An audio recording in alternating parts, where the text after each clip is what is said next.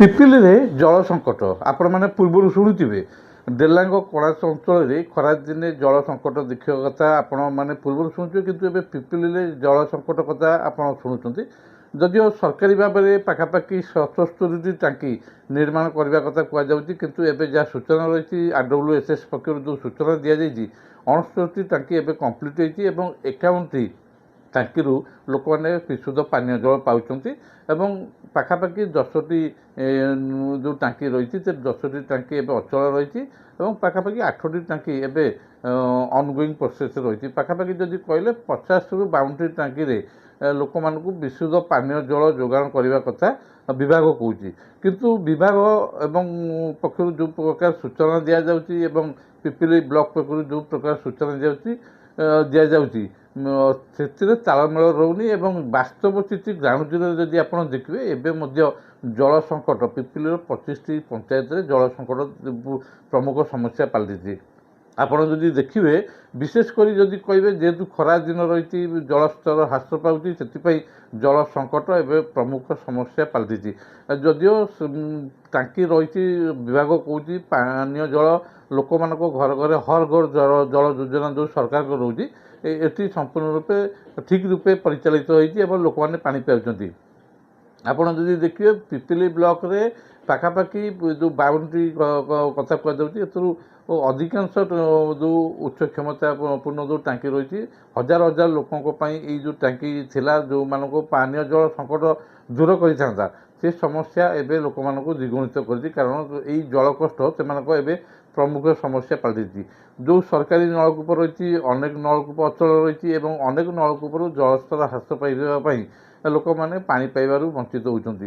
ଗୋଟିଏ ଗୋଟିଏ ନଳକୂପ ଉପରେ ଶହ ଶହ ଲୋକ ନିର୍ଭର କରୁଛନ୍ତି ଏବଂ ପାଣି ପାଇଁ ଏବେ ଗୋଟେ ପ୍ରମୁଖ ସମସ୍ୟା ପାଲଟିଛି। ଏହାର ମୁଖ୍ୟ କାରଣ ରହୁଛି ଯେଉଁ ପୂର୍ବରୁ AWSS ପକ୍ଷରୁ ଯେଉଁ କାମ କରିବା କଥା ସେ କାମ କରାଯାଉନି। କାରଣ ଆପଣ ଦେଖନ୍ତୁ ଅଧିକାଂଶ ଯେଉଁ ପାଇପ୍ ଲାଇନ୍ରେ ପାଣି ପାଉନାହାନ୍ତି ଲୋକ, ତା'ର ମୁଖ୍ୟ କାରଣ ହେଉଛି କିଛି ଯେଉଁ ମାଇନର କାମ ରହିଛି ସେ ମାଇନର କାମକୁ ମଧ୍ୟ AWSS ବିଭାଗ ତାକୁ ତ୍ୱରାନ୍ୱିତ କରୁନି, ଯାହାଦ୍ୱାରା ଏହି ସମସ୍ୟା ଦ୍ୱିଗୁଣିତ ହେଉଛି ଏବଂ ଲୋକମାନେ ଏବେ ପାନୀୟ ଜଳ ସଙ୍କଟରେ ଗୋଟେ ବର୍ତ୍ତମାନ ଅସୁବିଧାର ସମ୍ମୁଖୀନ ହେଉଛନ୍ତି।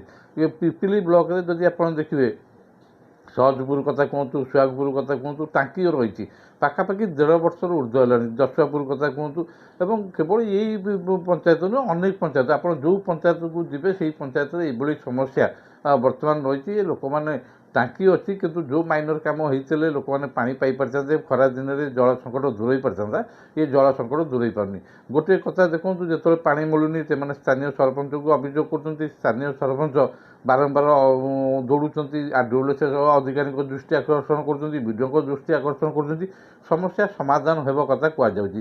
କିନ୍ତୁ ପ୍ରକୃତପକ୍ଷେ ଏ ସମସ୍ୟା କେତେ ଦୂର ସମାଧାନ ହେଉଛି ଏ ଖବର ମଧ୍ୟ ପାଖାପାଖି 7 ଦିନ ତଳେ ମଧ୍ୟ ଖବର ପ୍ରସାରଣ କରାଯାଇଥିଲା। ସ୍ଥାନୀୟ ବିଡ଼ିଓଙ୍କ ପରାମର୍ଶଠାରୁ ମଧ୍ୟ ତାଙ୍କର ମତାମତ ନିଆଯାଇଥିଲା ଏବଂ AWSS ଅଧିକାରୀଙ୍କ ସହିତ ମଧ୍ୟ ଆଲୋଚନା କରାଯାଇଥିଲା। ସବୁକିଛି ଠିକ୍ ଚାଲିଥିବା କଥା କୁହାଯାଉଛି।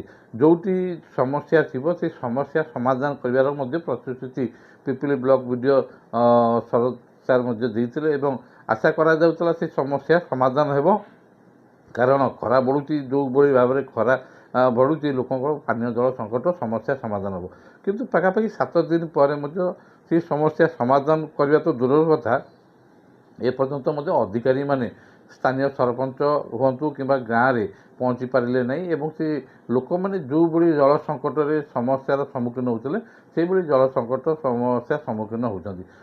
ଯଦିଓ ଦେଖନ୍ତୁ ସରକାର କହୁଛନ୍ତି ହର ଘର ଜଳ ଯୋଜନାରେ ସମସ୍ତେ ବିଶୁଦ୍ଧ ପାନୀୟ ଜଳ ଯୋଗାଣ ପାଇବେ ଏବଂ ସେହି ସୁବିଧା ଲୋକମାନଙ୍କ ପାଖେ ପହଞ୍ଚି ଦିଆଯାଇଛି ଏବଂ ଯଦି କହିବେ ବିଗତ ଦିନରେ ମଧ୍ୟ ପାଖାପାଖି ଯେଉଁ 77ଟି ଟାଙ୍କି ଏଠି ନିର୍ମାଣ କରାଯାଇଥିଲା, ଉଦ୍ଦେଶ୍ୟ ଥିଲା ପିପିଲି ବ୍ଲକର ଯେଉଁ ଲକ୍ଷାଧିକ ଲୋକ ରହିଲେ ଏହାର ସୁବିଧା କିଭଳି ପାଇବେ।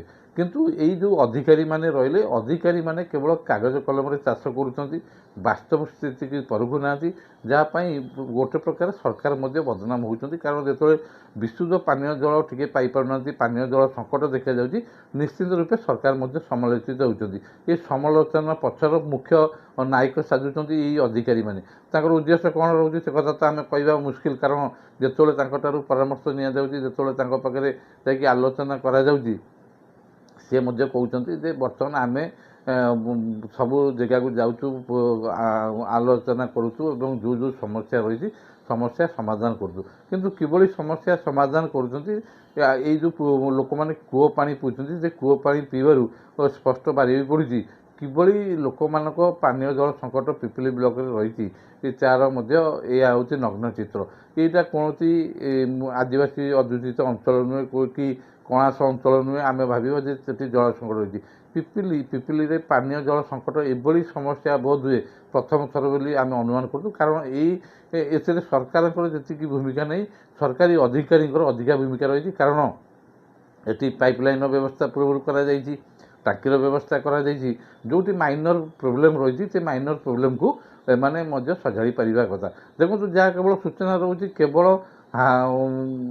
ଅଫିସରେ ବସୁଛନ୍ତି, ଏସି ଘରେ ବସୁଛନ୍ତି, ତାଙ୍କର ଆଲୋଚନା ପର୍ଯ୍ୟାଲୋଚନା ସରୁଛି। ପରବର୍ତ୍ତୀ ସମୟରେ ସେଇଟାକୁ କାର୍ଯ୍ୟକାରୀ କେତେ ଦୂର କରାଯାଉଛି, ସେ କାର୍ଯ୍ୟକାରୀ ହେଉଛି ନା ନାହିଁ ସେ କଥାକୁ ମଧ୍ୟ ସେ ଦୃଷ୍ଟି ଦେଉନାହାନ୍ତି। ଏଇ ଯିଏ ରହିଛନ୍ତି ଆଡ଼୍ଡୋ ଏସ୍ଏସ୍ ଜେଇ କଥା କୁହନ୍ତୁ କିମ୍ବା ଏଡିଓ କଥା କୁହନ୍ତୁ, ତାଙ୍କର ଯେଉଁ ଗୁରୁ ଦାୟିତ୍ୱ ରହିଛି ସେ ଗୁରୁ ଦାୟିତ୍ୱକୁ ସେ ସୁଚାରୁ ରୂପେ ତୁଲାଉନାହାନ୍ତି, ଯାହାର ପରିଣାମ ସ୍ୱରୂପ ଏଭଳି ସମସ୍ୟା ଦେଖାଯାଉଛି। ଦେଖନ୍ତୁ, ଭିଡ଼ିଓ କହୁଥିଲେ ଯେଉଁ ଅଞ୍ଚଳରେ ବର୍ତ୍ତମାନ ଏମିତି ପାନୀୟ ଜଳ ସଙ୍କଟ ଦେଖାଯିବ ସେ ଅଞ୍ଚଳରେ ଟ୍ୟାଙ୍କର ବ୍ୟବସ୍ଥା କରାଯିବ, ଟ୍ୟାଙ୍କରରେ ପାଣି ଲୋକମାନଙ୍କୁ ଯୋଗାଇ ଦିଆଯିବ। ପୂର୍ବରୁ ମଧ୍ୟ ଟ୍ୟାଙ୍କର ମାଧ୍ୟମରେ ପାଣି ଯୋଗାଇବାର ବ୍ୟବସ୍ଥା କରାଯାଏ। ଲକ୍ଷ ଲକ୍ଷ ଟଙ୍କା ଏଥିରୁ ତହବିଲ ସରକାରଙ୍କର ଖର୍ଚ୍ଚ କରାଯାଏ।